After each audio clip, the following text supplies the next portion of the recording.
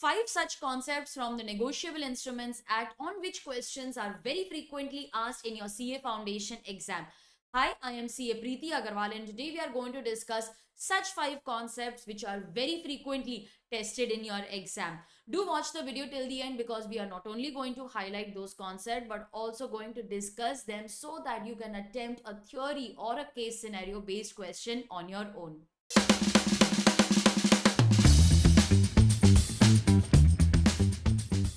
All right, students. So let's get started. Let us discuss the first concept. Now I have highlighted the concept.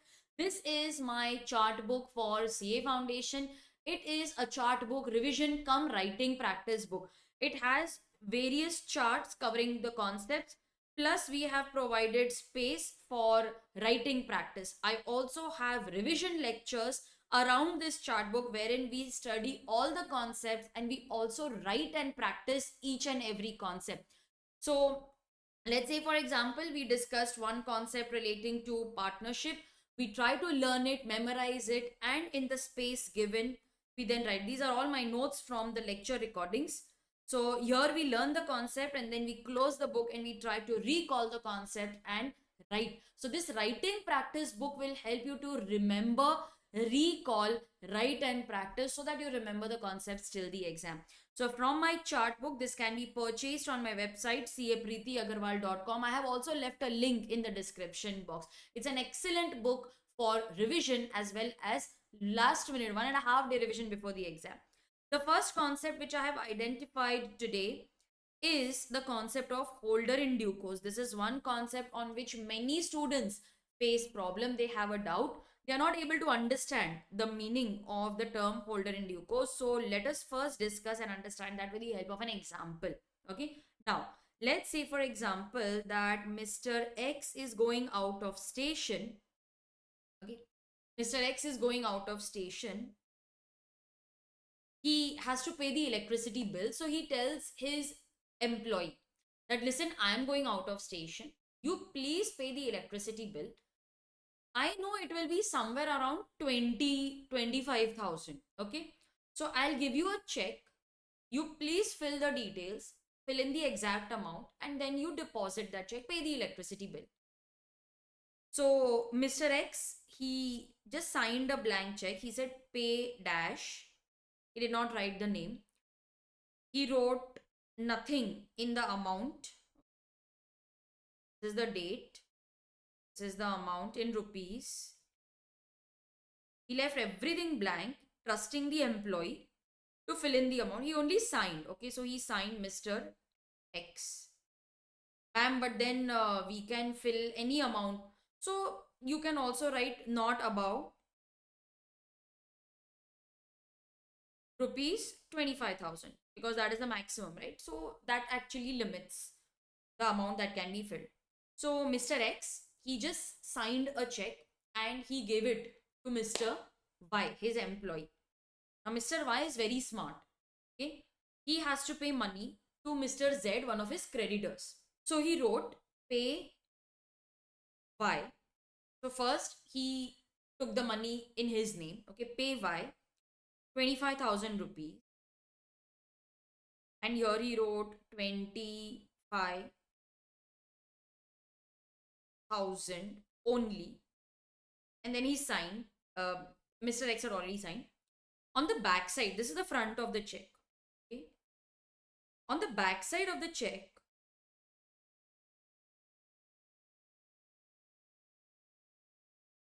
he wrote pay Z or order. Here also we can say it's an order check.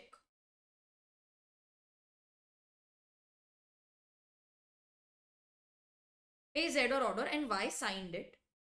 Gave this check to Mr. Z. Now Mr. Z, he had no reason to doubt. He saw that the check was issued in favor of Y and Y endorsed it properly to me. Z, in good faith, accepted this check. Okay. He deposited the check and the money was credited in his account. Mr. X, he realized, oh, I have paid 25,000 rupees to Z but I never intended to pay 25,000 rupees to him. How come the money is credited to him? So he was worried. Now, in this case, question arises, can Mr. X get back his money from Mr. Z? See, by applying the logic which we had studied in the Sale of Goods Act, if Y is not the owner of that money, Z ideally is not the owner. Yes. So in this scenario, if we apply the same logic that X never intended to pay money to Y, so Y is not the owner, it means Z is also not the owner of that money. If we apply the same logic, then your answer will be yes. Mr. X can recover the money from Mr. Z. But don't you think it will be unfair? Mr. Z took the instrument in good faith for value. Value means consideration anyways. He had to recover 25,000 rupees from Y. Instead of cash, he accepted another way, that is negotiable instrument. Okay. So he accepted that and he took it before maturity. It means that the instrument was still valid. It was not a matured instrument. So it was well within the date of maturity. If these conditions are satisfied, don't you think that we should also think from the point of view of Z? So law says that if these three conditions are satisfied, he will be considered as the holder of the check in due course. He will get a good title. He will become the owner. He will get a good title even though the title of his transferor Y is defective. This is an exception to the rule that only the owner can transfer a good title. It's an exception. So over here, although Y is not the owner, Z will become the owner of that money provided he took the instrument in good faith for consideration and before maturity. Now, what is the benefit of becoming a holder in due course? Let me write it over here. Holder in due course will get a good title even if title of transferor is defective. Okay. So Z's story is over. He got the instrument. He got 25,000 rupees. Now what about Mr. X? He wanted to pay the electricity bill. He never wanted to pay Z. Mr. X will then recover the money from Y. So X will recover money from Y. Y anyways had to pay 25,000 rupees to Z. He anyways had to pay to someone. So X will recover it from Y. Z can keep the 25,000 rupees. So everybody is happy. Now, why give him this benefit? Why give him the benefit of the owner, of being the owner of that instrument? See, imagine if every person is scared. No. What if X never intended to pay money to you? Why? See, I know you, but I don't know X who is drawing the instrument. I don't know him. I don't know the person from whose account the money is going to be debited. I know you. But what if he never intended to pay money to you? You have just, mentioned your name over here. I will not get a good title. What if we are very rigid and we say that if the title of the transferor is defective, transferee will also not get a good title? Nobody will accept the instrument drawn by someone else. It means negotiation. What is negotiation? Transferable by delivery. Negotiation will never happen. What is negotiation? X drew an instrument to Y, Y gave it to Z, Z gave it to A gave it to B. This is used just like money. Negotiable instruments, they substitute the use of money. If we follow the same rule that if title of transferor is defective, transferee will also not get a good title. If we are rigid, then nobody will negotiate instruments. People will not accept a negotiable instrument. So we are lenient. We say that if you take the instrument in good faith for value before maturity, you will get a good title even if the title of the transferor is defective. So that is why we have created the concept of holder in due course. There are three characteristics. person becomes the possessor of the instrument. Possessor means you are the holder in good faith for valuable consideration and before maturity. See, to be a holder in due course, you need to first be a holder. Who is a holder? He is a person who is entitled to the instrument in his own name, and he is also in possession of the instrument. So he holds the instrument in good faith for value and before maturity. So if you are a holder in due course, you need to first be a holder at least. So that is why possession is also important. So that was the concept of holder in due course. The next concept which I feel is important for exam is the concept of inland instrument. This is the note which I generally discuss in my revision lecture for the fast track as well as the chart book revision lecture. The chart book revision, in chart book revision we will discuss the entire concept, and we will also write and practice. Okay, we will also write like this, make notes, etc. This is one example which I give for one concept. So like this, all your concepts will be clear and you will also have writing practice. We also solve questions. I forgot to mention that. I will give you question answers. That also we solve in the batch.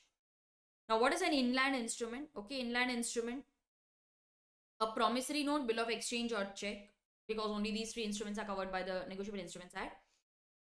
Any instrument made or drawn in India. This is compulsory. See, we are talking about inland instrument. It has to be made or drawn in India. Now, the word made is used for promissory note. Drawn word is used for bill of exchange and check. That is the meaning of what I have written. Okay, so any instrument made or drawn in India. This is compulsory. It has to be made or drawn in India. Out of the remaining two conditions, at least one should be in India. So there are three conditions. This is compulsorily in India. Out of the remaining two, one should be in India, one can be outside India. So if it is in India, it is payable in India upon a person resident outside India. One can be outside India, one condition. Ma'am, if all three are in India, then of course it's an inland instrument. But if it is drawn or made in India, payable in India upon a person resident outside India, even then it is an inland instrument. Any instrument payable or drawn, it is made or drawn in India upon a person resident in India, payable outside India, this is also an inland instrument. So inland means it is made, drawn in India. If everything is in India, then of course it's an inland instrument. But out of the remaining conditions, just let me. Okay.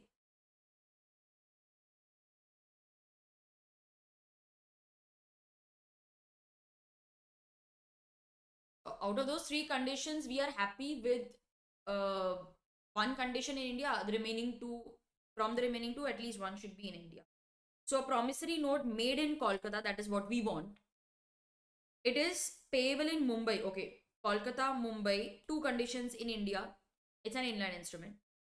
So a bill of exchange drawn in Varanasi, okay, it's in India. Upon a person resident in Jodhpur, in India, okay. Payable in Singapore, fine, it is an inland instrument. So the instrument which is drawn in India, payable in India, and upon a person in India, that is an inland instrument. However, if it is drawn or made in India and out of those two, only one is in India, that is also an inland instrument. That was the concept which I had identified. The instrument should be payable unconditionally. This is important for exam. It's a common point for bill of exchange and promissory note. The promise must not be conditional. Instrument must be payable at all events. I will pay if I have enough money. I will pay provided this happen. In the question, if you come across the word if or provided, okay, if or provided, it shows condition. It shows condition. All right. Your instrument should not be conditional. I will pay if I feel like. I will pay if I have money. I will pay if it rains today. I will pay if Sita marries Roshan. No. Instrument must be payable at all events. However, it can be subject to a condition which is uncertain. Sorry, which is bound to happen, only the time is uncertain. It can depend upon a condition which is certain, it is going to happen, only time is uncertain. Now, X promises to pay 50,000 rupees to Y when Z dies. Now, yes, payment is conditional. I will pay when Z dies. It is conditional. But the condition is bound to happen. Only time is uncertain. Death is bound to happen. Only time is uncertain.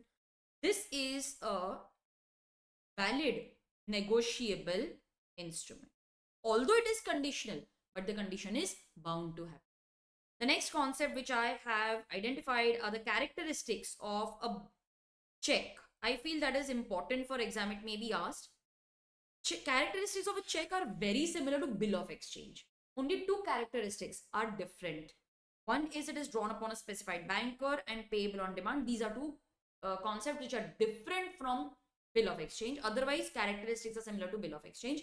Check is a bill of exchange. Yeah. So the check must be in writing. These are the keywords. It must be in writing. It must be an express order to pay, not just a request. You're ordering. It must be definite and unconditional. Instrument must be payable at all events, no conditions attached. Signed by the drawer. Signature is important because it shows authentication. An instrument without signature is incomplete. It must be an order to pay money and money only, and the amount must be certain. It must be drawn upon a specified banker. In case of check, the drawee is always the banker. Okay, always the bank. Parties must be certain, they must be mentioned. It is always payable on demand. What is the meaning of payable on demand? When you go with a check, the bank cannot say, oh, today we don't have money. I will not give it to you today. We don't want to give money. When you demand, they have to give money. And only when you demand, when you go to deposit the check, they will get money. Just by giving a check doesn't mean that money will automatically come in your account. Seriously wrong with the camera today. Let's quickly, finish the chapter discussion. I don't know what is wrong. Lighting issue or camera issue. Okay. It does not require acceptance like bill of exchange. Bill of exchange is drawn by the creditor.